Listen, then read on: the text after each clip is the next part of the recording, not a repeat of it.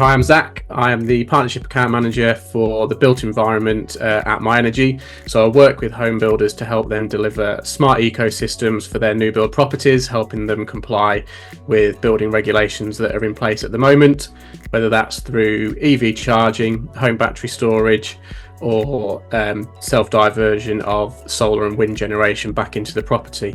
We also work with fleet and OEMs, as well as operating within the wholesale market. We've recently set up a direct-to-consumer team where we carry out surveys all the way through to installation of our hardware. myenergi's mission is to remove the barriers to a greener future for all. We're trying to do that by giving people within their homes as much energy independence as possible.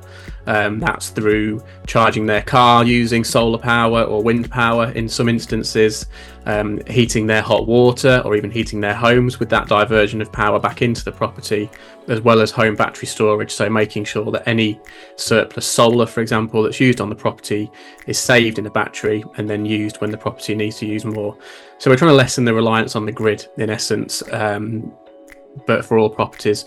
By doing so, we're going to work hand in hand with the goals of the country and individual companies towards getting towards that net zero emissions by 2050. So the more efficient homes are across the country with the use of their home heating and home electricity usage, the better, really.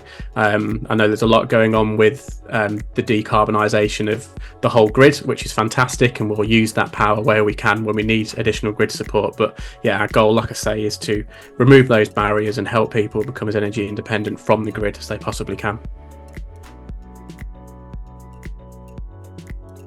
So the big thing around the Future Home Standard is going to be the decarbonisation of heating of properties. So what we're going to see is the electrification of that heat within each of the homes. The big products that are going to sit in with that are going to be air source heat pumps, hot water tanks for your hot water, and then to sit within that ecosystem will be solar panels to increase the efficiency of the systems that you're using. So they're going to be the big factors that home builders need to consider with the Future Home Standard coming into effect likely in 2025, all being well.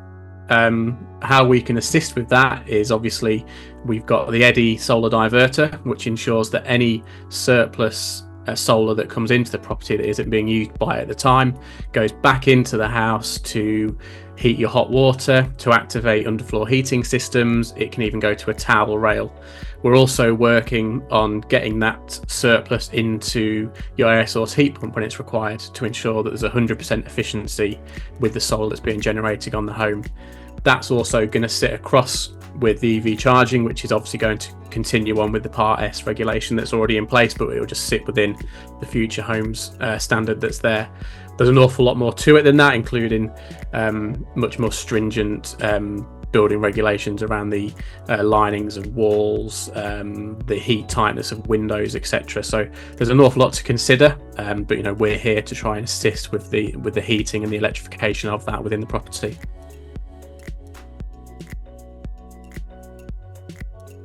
A real key to this, I think, is communication as early as possible with whoever you're working with across the whole ecosystem.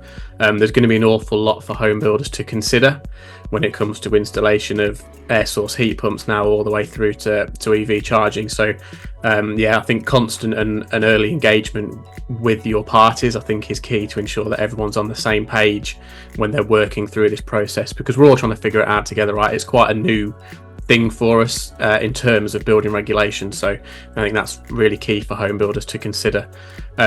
Something else I would suggest is having a partner that works with you throughout the whole process through the installation journey as well. Often at times we can assume that everyone knows how these pieces of hardware need to be installed, but given that they might be quite new to it, it's often not as easy as just sending the hardware to site and expecting them to be installed. So working with somebody who can support through that, I think, is also going to be really helpful to ensure that there's efficiencies within the installation process. Just as an example, we would support with that. We've got a whole arm that help with the training of contractors, whether that be electrical or plumbing on site. So yes, something again for home builders to consider in this area. So this one's quite a tricky one because what we've got in place at the moment are the Part L regulations and the integration with SAP. Now that is working okay at the moment, but it's been in place for quite a few years now, and the new technologies that are coming through, yes, work into that, but I don't think they work into it as efficiently and as well as they perhaps should. Now what I think is going to happen with the future home standards that we spoke about is that there's going to be an overhaul of this system, and the modern technologies are going to be worked into it much better, and you're going to get a much truer reflection of the integration of these with your SAP scores and your overall efficiency or EPC rating of your home. What we have seen in the market is that to hit certain Part L or SAP scores for building regulation is there's just been an increase in the number of solar panels that can be installed, and they're putting as many solar panels as they can on their roofs to ensure that they're hitting their Part L scores.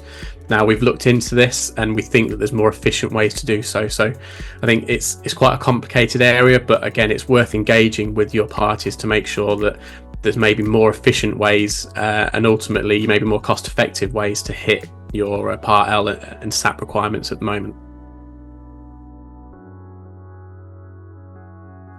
I'd say for any developers that are hesitant about this technology that's incoming, I would just encourage them to reach out to people that are working within this space to get some ideas and some examples of how it could look for them.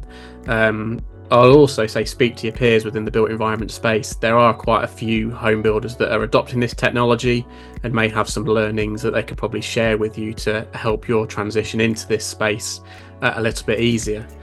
The next 6 to 12 months for myenergi, we're working on an awful lot of things. We'll continue to innovate our products. We'll continue to integrate new technologies into the ecosystem should we wish.